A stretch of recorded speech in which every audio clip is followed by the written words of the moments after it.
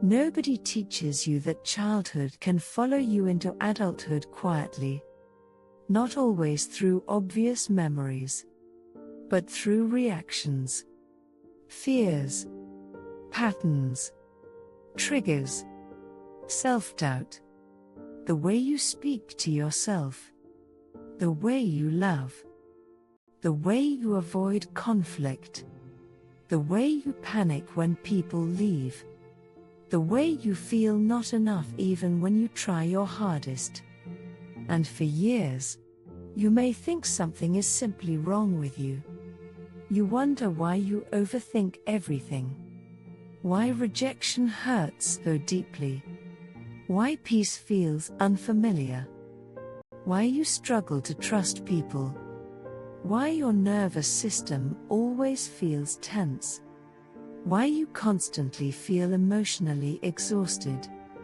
But maybe you were never broken. Maybe your mind adapted to survive environments that were emotionally unsafe. Take a slow deep breath in and slowly out. Right now, release the shame you carry for struggling silently. Because many adults are walking through life with wounded inner children nobody can see. Everything is in God's hands. Even the pain you never fully talked about. Even the childhood experiences you minimized because others had it worse. Pain is still pain. And your experiences shape the way your nervous system learned to survive. That matters. Now think about how many things you normalized growing up. Being criticized constantly. Feeling emotionally ignored. Walking on eggshells. Feeling unsafe expressing emotions. Trying to earn love through achievement. Feeling responsible for everyone's happiness. Learning to hide your real feelings to avoid rejection. Children adapt to survive emotionally. And those survival patterns often continue into adulthood automatically. That is why you may sabotage relationships without understanding why. Why you struggle with boundaries. Why you fear abandonment. Why you overwork yourself. Why rest makes you feel guilty. Why love sometimes feels uncomfortable. Your nervous system learned survival before peace. And now, your adult life is being shaped by patterns created years ago. Not because you are weak, but because your mind remembers pain even when your conscious mind tries to forget it. Say this slowly: I am not broken. Again, my past shaped me, but it does not have to control me forever. Breathe slowly, because healing begins with awareness. And awareness changes everything. Most people spend years attacking themselves for behaviors they never fully understood. They call themselves lazy, too emotional, too sensitive, too anxious, too needy, too distant, too broken. But many times, those behaviors were survival responses learned during painful seasons of life. Children who grew up emotionally unsafe often become adults who constantly expect rejection. Children who felt unseen often become adults desperate for validation. Children who learned love through criticism often struggle to believe they deserve peace. And many adults carry invisible emotional pain while pretending they are fine. Everything is in God's hands. And that means your story is not ruined because life shaped you painfully. You can heal. You can unlearn survival patterns. You can rebuild peace inside yourself. But healing requires honesty. You must stop pretending your pain never affected you. Take another deep breath. Now imagine the younger version of yourself, the child who simply wanted safety, love, understanding, acceptance, peace. That child did not deserve emotional neglect, did not deserve fear, did not deserve constant criticism, did not deserve instability. And maybe, part of healing is finally giving yourself the compassion you never fully received.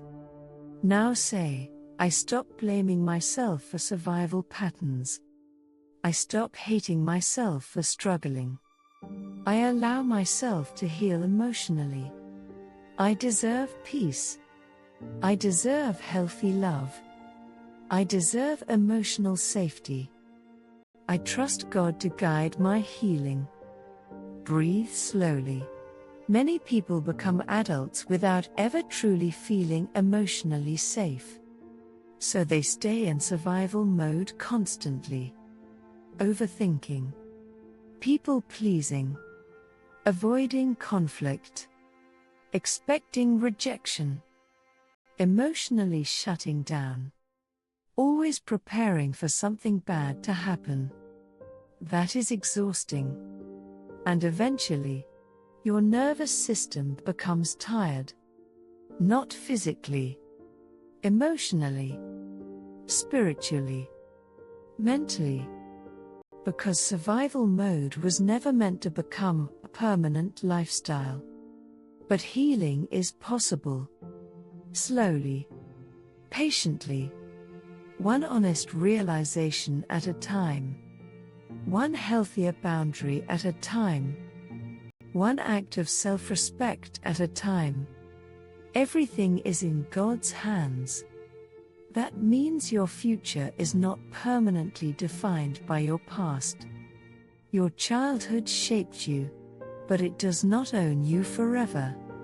You still have the power to change patterns, to choose healthier relationships, to speak more kindly to yourself, to stop abandoning yourself emotionally, to rebuild your identity beyond survival.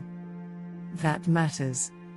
Now think about how often you criticize yourself internally, how quickly you blame yourself, how difficult it is for you to rest, how uncomfortable peace sometimes feels. Those patterns did not appear randomly. Your nervous system learned them somewhere. And understanding that changes healing completely. Because self-awareness creates compassion. And compassion creates transformation. Now say, I release shame from my past. I stop carrying emotional guilt that is not mine. I forgive myself for coping the only way I knew how. I choose healing over survival mode. I choose peace over fear. I choose growth over self-hatred. Take another deep breath. Healing your inner child does not mean living in the past forever. It means understanding why certain wounds still affect your present life. Because ignored pain often controls people unconsciously. And many adults spend years trying to fix themselves without realizing they are actually emotionally wounded. That wound may appear as anxiety, perfectionism, fear of abandonment, low self-worth, relationship struggles, emotional numbness, burnout, people-pleasing, overthinking, self-sabotage. But wounds can heal. Not instantly. Not perfectly. But gradually. Especially when you stop fighting yourself. Everything is in God's hands. And maybe God is using this season to help you finally understand yourself with compassion instead of judgment. You survived things you rarely talk about. That matters. Your pain mattered.